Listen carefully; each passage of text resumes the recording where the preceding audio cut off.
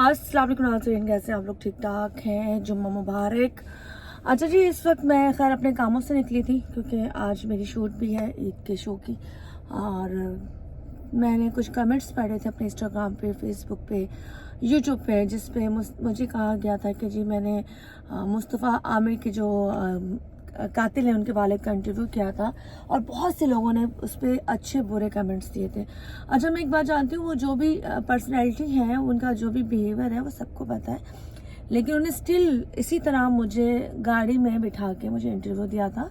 और मैंने बड़ी तमीज़ के साथ उनसे पूछा था कि मैं भाई आपका इंटरव्यू ले सकती हूँ, क्योंकि जब मैं वहाँ गई थी तो मुझे मीडिया ने कहा जी ये बड़े एग्रेसिव हुए में, आप इनका इंटरव्यू मत करें, ये बदतमीज़ी कर रहे हैं। तो मैंने कहा नहीं, मैं बात करती हूँ, हो सकता है मेरे बात करने से वो जवाब दे दे। खैर जब मैं गई हूँ, मैं आपको थोड़ी सी वीडियो भी दिखाती हूँ। यहाँ पे जब मैं गई हूँ तो ये देखें, ठीक है। अच्छा, तो एक बीच में लड़की का जिक्र किया जा रहा है। बीच में नहीं, अभी 2 दिन पहले से शुरू हुई है। तो वो लड़की से जो दोस्ती थी, क्या दोनों की दोस्ती थी? हो सकती है, मैं वहाँ पर कैमरा चला के उनको रिकॉर्ड नहीं करता था। लेकिन कुछ तो पता होगा। I have no idea. मैं कह रहा हूँ उनकी भी मुझे 2 दिन पहले पता चली है। उनके साथ एक नाम जो जोड़ा जा रहा है ना, अकील करीम डैडी, असल में स्टोरी वो है। अच्छा, और दूसरी बात ये जो फायरिंग की गई जब ये पुलिस पहुंचती है, मुकाबला वो अपने घर को डिफेंड कर रहा था, अपने सॉफ्टवेयर हाउस को डिफेंड कर रहा था और चीख के लाउड स्पीकर पे पूरे मोहल्ले को सुना रहा था। 15 पे भी उसी ने कॉल की। मैंने सुन लिया आपकी प्रेस कॉन्फ्रेंस। आपने मान लिया? नहीं, मेरी बात सुन लेना, पर मैं भी तो एक सवाल, मैं भी तो आपसे सवाल कर सकता हूँ। आप मुझसे 100 करें, आप मुझसे 100, आपका 1000 सवाल करने का इख्तियार है। सख्त किस्म की अभी प्राइवेट इन्वेजन ऑफ प्राइवेसी हो रही है। जी जी, समझ नहीं आप? जी, मैं सिर्फ आपसे एक बात पूछना चाह रही हूँ। जैसे आप कह रहे हैं कि डिफेंस में उसने फायरिंग की, अगर पुलिस वाले एहलकार आते हैं तो पुलिस वालों की फायरिंग करना बनती थी? मतलब कोई चोर डकैत तो नहीं था ना वहाँ पर, कोई कूदा नहीं था। मिसाल है वर्दी में कोई बंदा आता है तो अंदर से क्या फायरिंग करना बनती थी सर? लेकिन आप मोहतरम है मेरे लिए। अच्छा जी, ये तमाम चीज़ें जो पूरी वीडियो मेरे पास मौजूद है, मैं थोड़ा सा आगे चलती हूँ। ऐसी बहुत सी चीज़ें थी जिसपे लोगों ने मुझे कहा कि बदतमीज़ था, उन्होंने ऐसी बात की, वैसी बात की। यहाँ पे भी देखें,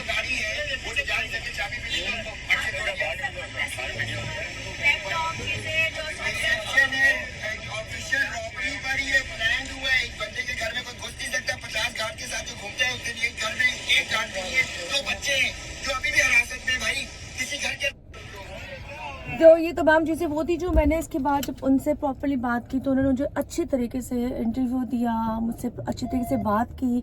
बल्कि यहाँ तक कि मैंने जब उनको सर कहा तो उन्होंने बोला, मैंने भाई बोला तो उन्होंने कहा नो भाई। तो मैंने कहा सर, तो कहते नहीं नहीं, आप मेरी बहन हो। तो मुझे खैर वहाँ पे उनसे कोई प्रॉब्लम नहीं हुई, ठीक है। उनका जो भी कर, वो तमाम चीज़ें मैंने आपको दिखाई। फिर वो मेरा आपने फुटेज भी देखी होगी सिटी 21 पे, जो मैं गाड़ी में बैठ कर इनका इंटरव्यू कर रही थी, जिसपे बहुत से लोगों ने मुझे कहा कि ये तो साइको है, कुछ ने कहा आप इनके पास क्यों चले गई, ये तो ये है वो है, कुछ ने कहा कि मैं जो हूँ फ्लॉप एक्टर हूँ और इस वजह से मैं जो एंकर जो है, कहाँ के एंकर तो फ्लॉप एक्टर है। तो भाई मुझे तो एक बात समझ में नहीं आती कि मैंने जो वीडियोस भी पब्लिश की हैं, हम एक्टर हैं, हम एंकर हैं, हम जो भी हैं, हम अल्हम्दुलिल्लाह इस चीज़ पे हमें मान है, फ़ख्र है कि अल्लाह ताला ने हमें वो सलाहियत दी है कि हम लोगों के लिए काम करते हैं, हम लोगों की इस्लाह करते हैं, लोगों के मैसेज आप तक पहुंचाते हैं। हमने कभी मैंने ये दावा कभी भी नहीं किया कि मैं सहाफ़ी हूँ, लेकिन ये ज़रूर है कि आपके जो बोलने से पता चल जाता है कि आप लोग कितने पागल लोग हैं, कितने मेंटली, कितना दिमाग आपका ख़राब हो चुका है कि आप लोग वो चीज़ जानते हुए भी एक्सेप्ट नहीं कर पा रहे हो। बात वही आ जाती है कि ठीक है, जो भी हुआ उन दोनों के बीच में, दोनों नशे साथ करते थे, दोस्तियां साथ थी, जो भी था, लेकिन गलती तो लड़के की थी। अरबगान ने तो मारा तो था, तो उसकी तो माफ़ी नहीं है। तो ये सारा जो केस आप लोग ने मेरे पे मलबा डाला किया, तो ये उनकी वीडियो थी और वो वीडियो आपको मेरे सिटी 21 के चैनल पे भी मिलेगी। फिर मैंने इंस्टाग्राम पे भी पोस्ट की और ये उन लोगों के लिए जवाब है कि जनाब, जो चीज़ें आपको दिखती हैं वैसी नहीं होती, कुछ चीज़ें ऐसी होती हैं जो हमारे पास होती है, हम पब्लिश नहीं करते।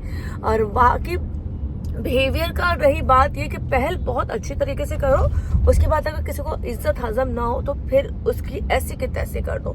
जैसे कल हमने एक हॉस्पिटल में हमने क्या सिंध हेल्थ कमीशन की टीम ने वहाँ पर रेड मारा, थोड़े दिन पहले उन्होंने इसको सील किया था और वो दोबारा से अगले दिन जब गए तो वो डीसील हो गई थी। तो वो मोहतरमा बहुत बदतमीजी कर रही थी, हालांकि वो वहाँ पे रिसेप्शन पे थी, लेकिन उन्होंने हमारी वीडियो बनाई, बदतमीजी की।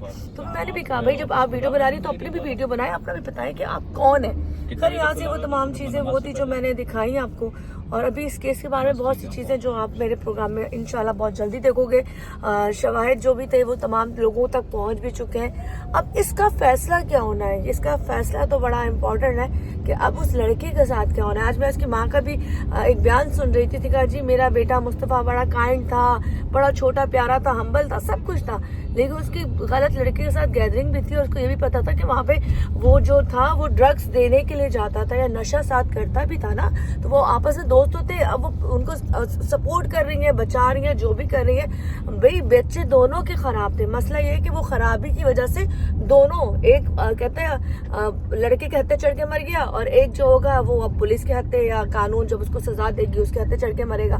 तो बात वही आ जाती है कि यहाँ पे सबको सजाएं होनी चाहिए, चाहे वो अमीर हो चाहे गरीब हो।